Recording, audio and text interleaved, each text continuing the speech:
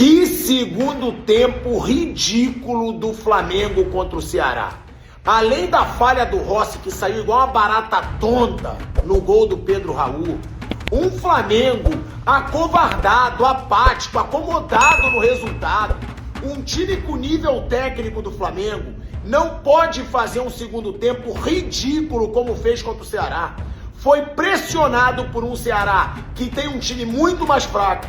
O Flamengo deu prioridade no Campeonato Brasileiro, só esqueceu de jogar. O Flamengo jogou mal. Está jogando mal. O Flamengo está jogando pouco. O Flamengo está criando pouco. Isso tem que ser questionado. Vejamos aí a entrevista do técnico Felipe Luiz como vai ser. A atuação não foi boa. Não foi boa. O segundo tempo foi um negócio patético. E o Rossi... Bom, gosto até de vir assim, logo depois do jogo, ainda com o coração quente, que eu falo realmente o que está aqui dentro, né?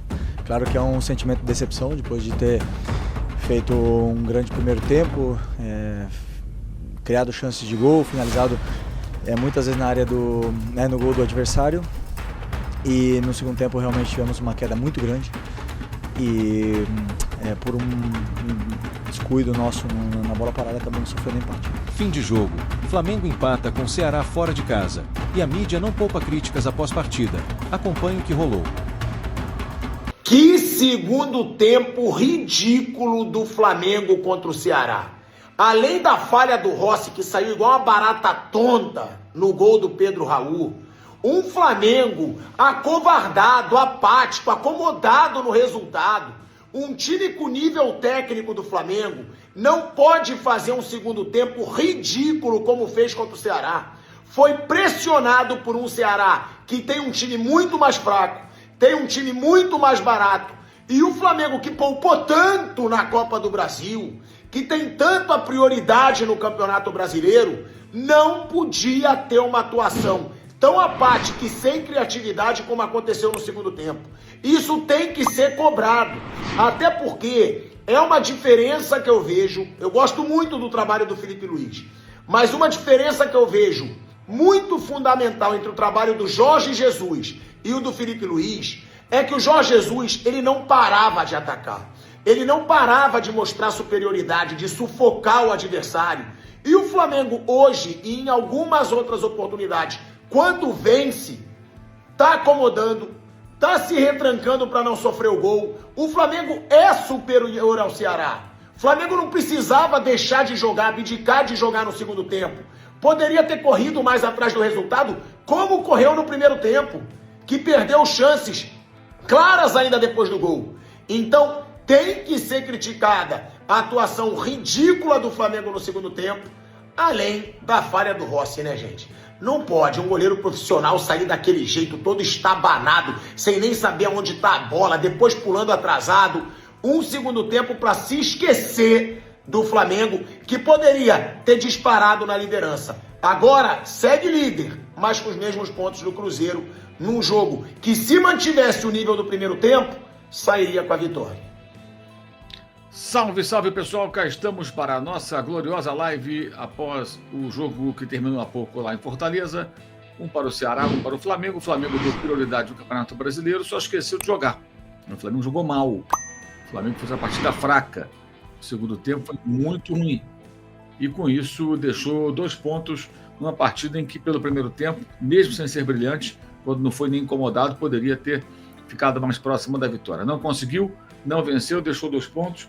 Com isso, o Cruzeiro se aproxima um pouco mais, ainda está com a mesma pontuação, com um jogo a mais em relação ao Flamengo, ou seja, em tese o Flamengo pode abrir 3 pontos, mas poderia continuar com a chance de abrir 5, né? E o Palmeiras está perdendo por vitória por 1-0, agora 4 minutos do segundo tempo, dependendo do resultado. Se o Palmeiras virar, ele vai ficar até com possibilidade de passar à frente do Flamengo, mas o Palmeiras joga com o time todo reserva. O Flamengo colocou, tirando o Luiz Araújo, o que poderia colocar em campo. Está jogando mal, o Flamengo está jogando pouco, o Flamengo está criando pouco, isso tem que ser questionado. Vejamos aí a entrevista do técnico Felipe Luiz como vai ser. A atuação não foi boa, não foi boa. O segundo tempo foi um negócio patético. E o Rossi falhou, né? Como pus aí no nosso título aqui, o Rossi falhou clamorosamente no gol, comprometendo. O Flamengo tomou 2 gols por falhas individuais graves. uma meio coletiva, meio individual, mas muito autoral ali ao mesmo tempo, né? Coletiva porque a saída de bola envolve mais gente, mas uma falha grave do Léo Pereira contra o Atlético, que significou a derrota, e hoje o Rossi saiu do gol muitíssimo mal e com isso tomou o gol de empate. Passou pouco tempo do jogo, você vem muito rápido para a coletiva e às vezes vem naquele calor. Então, nesse momento eu te pergunto assim de forma bem direta, o sentimento é de meio dever cumprido por sair daqui com um ponto conquistado ou de decepção por ter saído na frente e permitido o empate? Bom, gosto até de vir assim, logo depois do jogo, ainda com o coração quente, que eu falo realmente o que está aqui dentro, né? Claro que é um sentimento de decepção depois de ter feito um grande primeiro tempo, criado chances de gol, finalizado muitas vezes na área no gol do adversário, e no segundo tempo realmente tivemos uma queda muito grande e por um descuido nosso na bola parada acabamos sofrendo empate. E claro, sentimento de decepção e não temos outro caminho senão trabalhar e continuar evoluindo. Felipe, tudo bem? Boa noite. Gabriel Alfa, canal Paparazzo Rubro Negro, revista Placar. Felipe, eu queria entender um pouco mais, é um sentimento que tem muitos torcedores falando nas redes sociais também. O Flamengo, algumas vezes, quando abre o placar, parece que o time não tem a ambição de querer tentar mais, de querer tentar fazer 2-0, 3-0, 4-0, por aí vai. Desde o gol do Arrascaeta no primeiro tempo, o Flamengo só deu 2 chutes a gol, um com o Samuel Lino e um com o Plata. Eu queria entender um pouco de você sobre esse pensamento, sobre essa, talvez, né, uma falta de ambição para ampliar o placar e aí, consequentemente, ter uma situação mais tranquila na partida. Obrigado.